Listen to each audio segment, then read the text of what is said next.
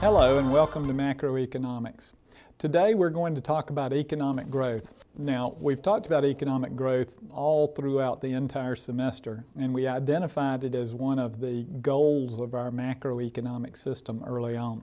Today we're going to talk about, from a slightly different direction this time, we're going to bring in some ideas that you may have seen in microeconomics if you've already had microeconomics, and we're going to talk a little bit more from sort of a political science sort of version of it. We're also going to bring a little bit of an international flavor to it because we're going to kind of compare ourselves a little bit with other countries as well. So first off, we want to make sure that we understand what we're talking about when we talk about economic growth. Economic growth can be defined in a couple of different ways. The most important one is per capita economic growth. Now, what you've probably been thinking of and what we talked about when we talked about the PP frontier was absolute economic growth. That is, that there's an increase in real GDP. And that's an important goal for us as well because we can't reach it, or we can't reach the second one if we don't reach the first one. What we're really interested in as individuals within our economy is per capita economic growth. That is, the absolute may not be sufficiently large to cause a per capita economic growth. Per capita is simply real GDP per person, and that's what we're really looking for, and that of course is exactly what we're interested in as individuals within society. Now, if you look at what has happened within our economy, and these are just kind of general numbers and not all that up to date, it's interesting to compare the real GDP growth with the per capita real GDP growth. If you look at the real GDP growth, it looks like we've gone something over 10 times as much, that is something like 12 times as much.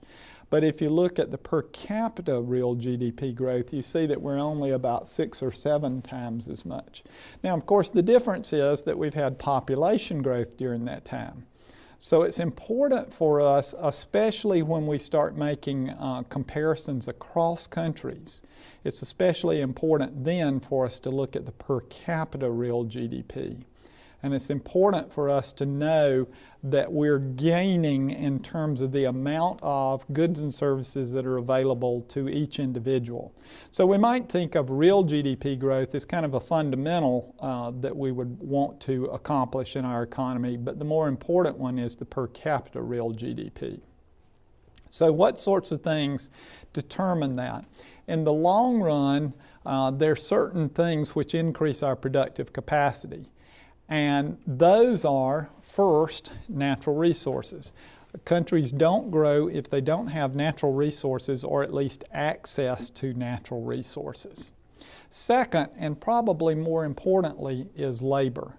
Labor determines for most economies how much they're going to grow. And that's true in two different ways. The first one's the most obvious one, and that is as we have larger quantities of labor, we're able to produce larger quantities of goods and services. But probably more importantly in the U.S. experience has been the increase in labor productivity, where labor productivity is the output per unit of labor. That is, each and every individual worker produces more per person than what has been the case in the past. And this, of course, parallels what we were talking about on the per capita. Now, this can be done in a number of different ways, but the way we've done it is through increases in human capital. And I'll remind you that human capital are training, ability, education that's invested in a person. And the result of that is that we get higher productivity, and it's also the case that the American worker has more physical capital than other workers throughout the world as well. Next up is capital. If you notice, what we're actually doing is we're actually walking through the factors of production. All of these, all factors of production determine what the growth rate is. And if you remember when we were talking about the PP frontier, I said that what causes the PP frontier to shift out is an increase in factors of production. Now, in the case of capital, the primary way that capital contributes is through increases in labor productivity.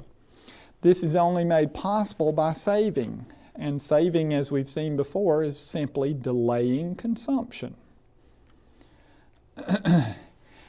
Fourthly, technology, and technology is an advance or an ability. Typically, it's an innovation, not an invention.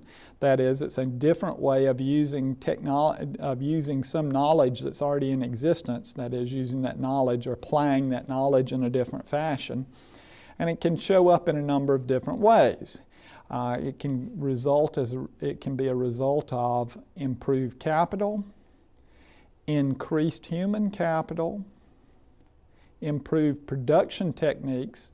Production techniques are one of those things that we don't think about much. When we think about technological advance, we tend to think about machines, we tend to think about computers, the ability of machinery to incorporate some new advance, some communication technology or something of that sort. However, a very important part of our capital, which has made tremendous contributions, at least in the late 80s, early 90s, were changes in techniques. A good example of that is just-in-time inventory systems. In just-in-time inventory systems, we have just the amount of inventory we need to do the day's work and no more. And this has been a tremendous money-saving advance, and it's also made things much more efficient because you can move around more easily. You never have the wrong thing. You always have the right thing and that sort of thing. So production techniques or procedures are also a part of capital, and of course they're a part of human capital. And finally, free international trade. Now, government plays a big role in what happens in terms of economic growth, and we tend to downplay that role in our society, but it plays a very vital role. It can ensure that an economy doesn't grow. And there are certain policies which we know from not only our example, but from other examples, are conducive to economic growth. The first of those, and one that we take very much for granted in our society, is strong private property rights.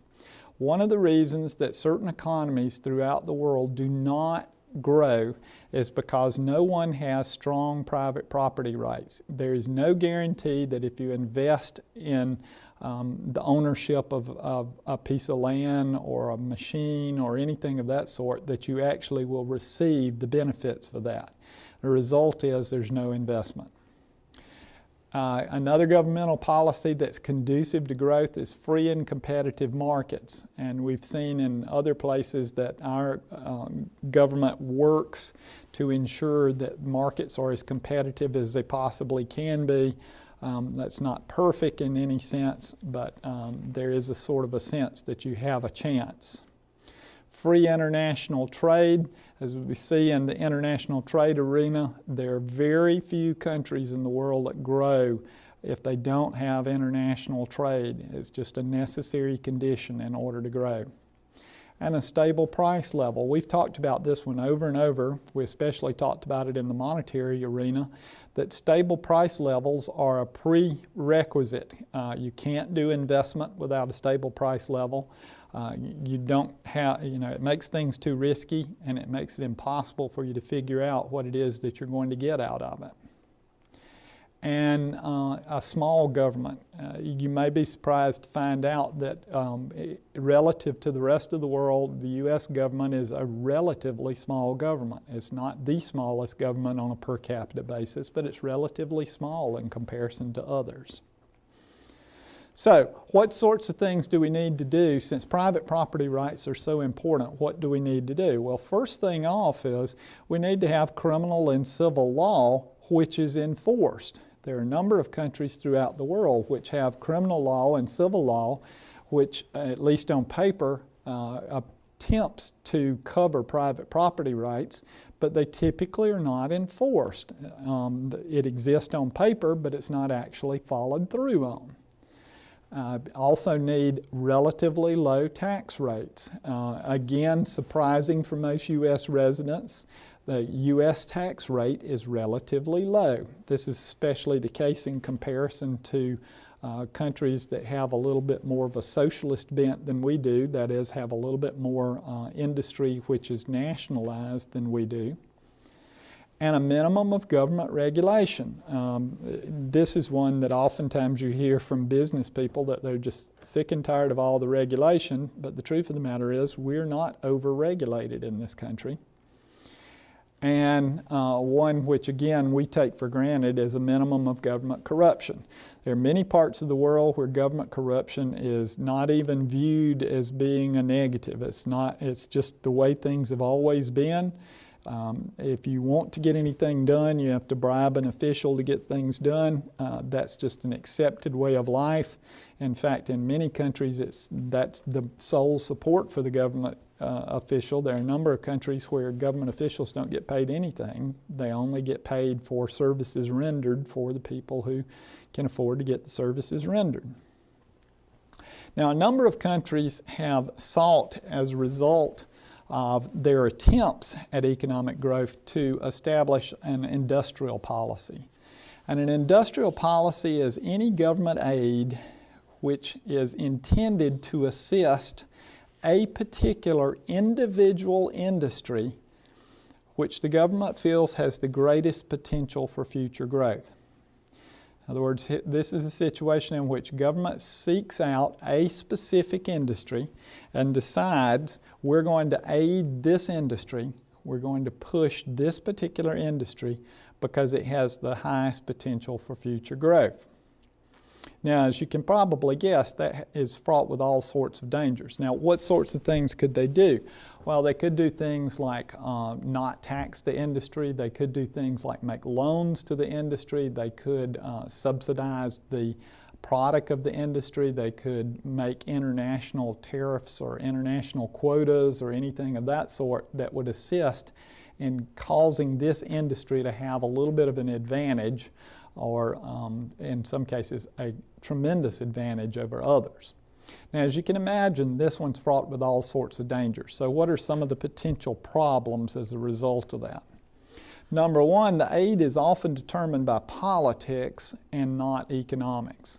That is, a particular industry gets the ear of the government and becomes the fair-haired child or the favored child. It's often the case that the government cannot predict the future.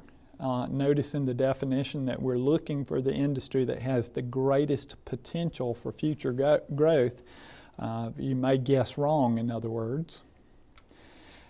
Oftentimes, industrial policy includes some sort of trade restrictions, and as we've seen in international trade considerations, that is in and of itself an impediment, and it's typically not an impediment, not just an impediment to growth for the country as a whole, but it's an impediment for growth for that particular industry as well.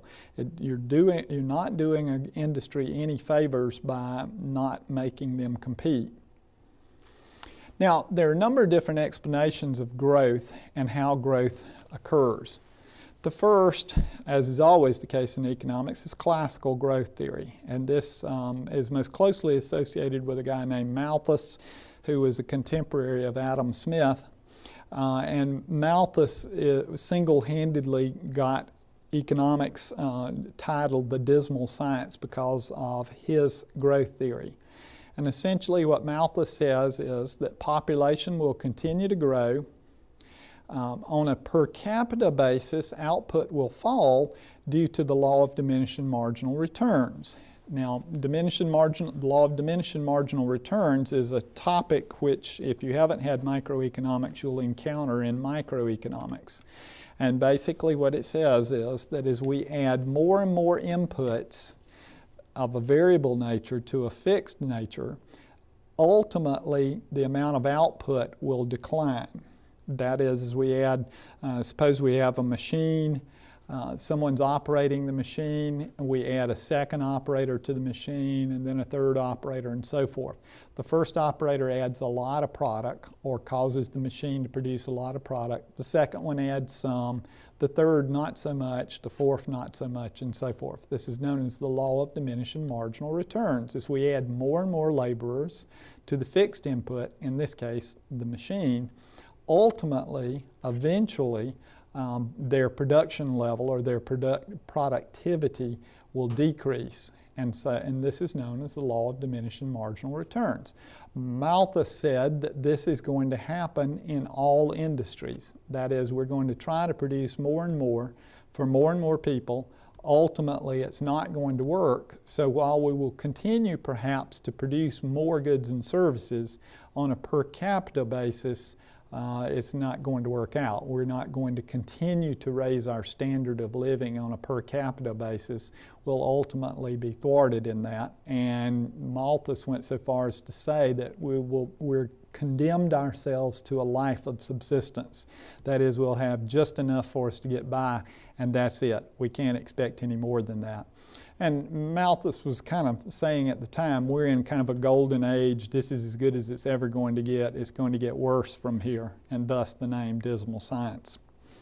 The increases are temporary, and they're caused by an increase in capital. However, that increase in capital actually makes things worse because it means the population will grow more rapidly, and so things will get worse and worse and worse, and we'll all be down to a barely surviving sort of a level. Well, the problem here is that this has not been what has happened in the 200 to 300 years since this was written. Our experience has been slightly different from that. And while diminishing marginal returns is a fact of life, it's been possible for us to maintain a little higher standard of living. And one of the things that Malthus did not think of was the possibility that the population increase would level off or even perhaps go down. This led to the Neoclassical growth theory, which is most closely associated with an economist named Solow. And it emphasizes the use of capital and technology. And basically what he's saying is, what we see is that technology improves, that's invested in new capital, and the result is we're able to push back diminishing marginal returns a little bit further each time. As long as we can continue to incorporate not only new capital, but also new technology in the capital, then we can continue to raise our productivity. And so as a result, we can stave that off a little bit. It does, however, say that ultimately we may run out of enough capital, and we may ultimately run out of enough technological advance in order to forever increase our standard of living. That is, Solow said that we may not have a subsistence level standard of living, but we can't really look forward to an ever increasing standard of living, which has been our experience. If you think about it, our experience has been not only are we not at subsistence level, but we're getting ever increasingly higher standards of living. This has led to the new growth theory by Romer. And the new growth theory says that yes, it is possible to have an ever-increasing standard of living. And the way we do that is by incorporating more and more technological advance. We build more and more technology into the capital, and as a result, we get an ever-increasing standard of living. Not only do we don't go to subsistence level, but we keep increasing our standard of living. And the reason for that is ideas are unlimited. There's as many ideas as there are people. They can be used over and over and over again, and they're not subject to diminishing marginal returns because everybody has a new idea. As we get more and more ideas, we start the diminishing marginal returns process over and over and over again. So the proper thing for governmental policies is that we search for these. We do the sorts of things that would cause these ideas to come popping up. So we do research and development, we foster copyright laws and those sorts of things, patent laws, so that we can guarantee that that there'll be an ongoing, ever increasing number of new ideas which we can incorporate. Now, one thing we know for sure related to ideas is that ideas are much more frequently generated in a free market economy than they are in a centrally planned economy. Centrally planned economies typically don't generate a lot of new ideas. And the reason for that is that centrally planned economies, there's no payback for them. There's no reason for you to come up with a new idea which increases productivity, because if you do, there's no gain to you. Whereas in a free market economy, any new ideas become yours to capitalize. They become yours to enjoy the fruits of, and so as a result, new ideas typically arise in free market economies and not in centrally planned economies. Well, that's good news for us. As you can see, much of what we would need in order to have economic growth is in place in the United States. That's not particularly bragging. I don't think we set out to get to that point, but it just turns out that worked out for us because we happened to be in the right place at the right time. We had the natural resources, we had the increases in labor, we had very little capital, so we had all the capital that we built and put into place had the latest technology, and we've been innovators. We've been the sort of people who are looking for new ideas and new ways of doing things. So we just happen to have had the right set of circumstances to guarantee economic growth. Now, is that possible in the future? Well, I guess we'll have to stick around and see. That's it for today, and we'll see you next time.